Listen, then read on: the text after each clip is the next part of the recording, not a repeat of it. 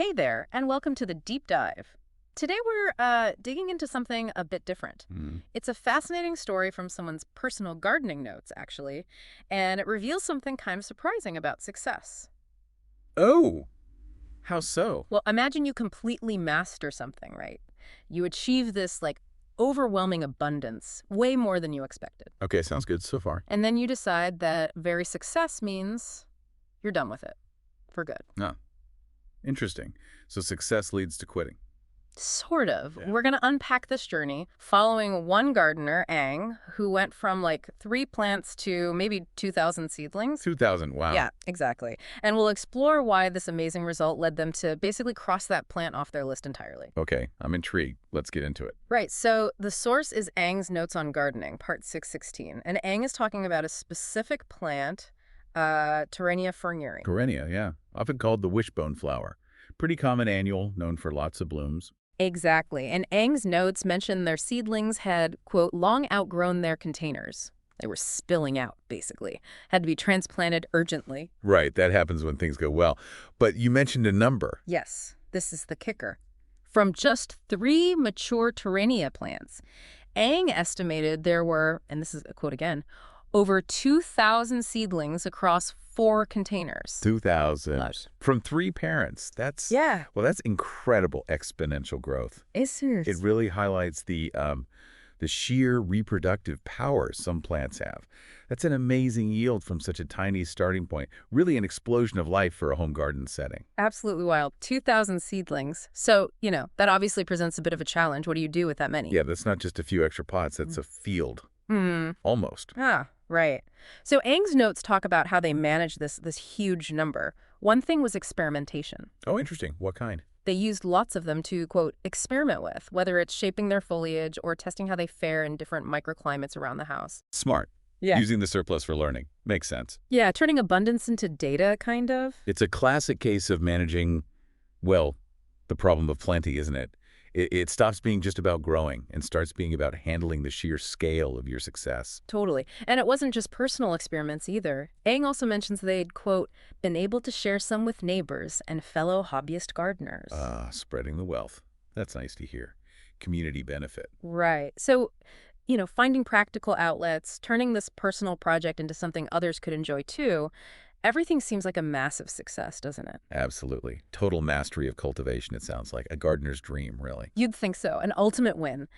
But here's where it gets really interesting. Oh. Despite this incredible success, Ang writes very clearly, with so many successful seedlings, I can officially cross this plant off my list. Wow. Okay. So after achieving this amazing result, they just stop. Why? Well, this really raises that question, doesn't it? After all that, why move on? Ng gives 2 main reasons. First, and this is a very personal quote, the flowers and foliage don't quite match my personal aesthetic taste. So simply a matter of style preference, not about the plant's performance or Ng's skill. Exactly. It just wasn't, their look. Which is interesting, right? Because you'd think achieving that level of mastery Would be satisfying in itself. Yeah. Yeah, I see what you mean. Maybe the making it thrive part wasn't enough if the end result didn't quite spark joy, as you might say. Maybe. Are they underestimating the value of being good at it, even if it's not their favorite flower? That's a great point. It really digs into how we define success, doesn't it? For Ang, maybe the visual appeal, the aesthetic, was just more important than the technical achievement. And there was a second reason. Yes, a practical one. Ang notes, furthermore, it's an annual plant, which only lasts 1 growing season. Right. So all that effort, and they'd have to potentially do it all over again next year if they wanted Torenia again. Yeah. Maybe not from seed starting if it sells seeds, but still, managing that potential volume year after year. Exactly. It wasn't about failure. It was maybe about an overwhelming success that felt possibly exhausting to repeat. Or just not worth repeating if they didn't love the plant itself. Yeah. It's like those passion projects, that start small, but then just balloon into something huge that takes over. Totally. Ang really took it to the extreme, didn't they? Grew it maybe too well for their own liking. It seems so. And Ang wraps it up very firmly. Quote, in short, I've certainly grown enough Torenia in my gardening indulgence and will not explore them in coming future. So final. Yeah. It's a really clear example of how, success isn't always just about the output, the numbers, or even the skill involved. It's often more about personal satisfaction, how it fits your life, practical considerations, Right. even when you completely master something, Yeah. it might not be the right thing for you in the long run. So the big takeaway here seems to be you can pour effort in, achieve amazing results, be technically brilliant, Mm. and still realize, you know what? This isn't actually what I want. Aang, the Torenia master, walks away not because they failed, but because the success itself didn't align with what they were looking for personally. A surprising but very human conclusion. Definitely. So just to recap for everyone listening, Yeah. we followed Aang's Torenia journey from just 3 plants exploding into over 2,000 seedlings. We saw how they managed that incredible abundance through Yeah. experimentation and sharing. And then the twist deciding to cross the plant off their list precisely because of that success, citing personal aesthetics and the plant being an annual. Yeah.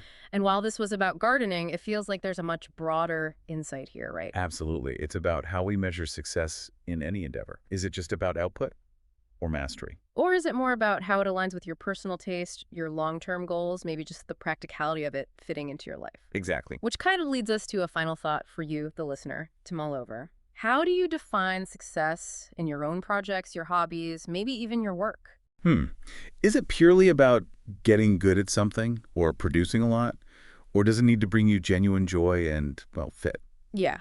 What projects, maybe, have you metaphorically crossed off your list even after you got really, really good at them? Something to think about?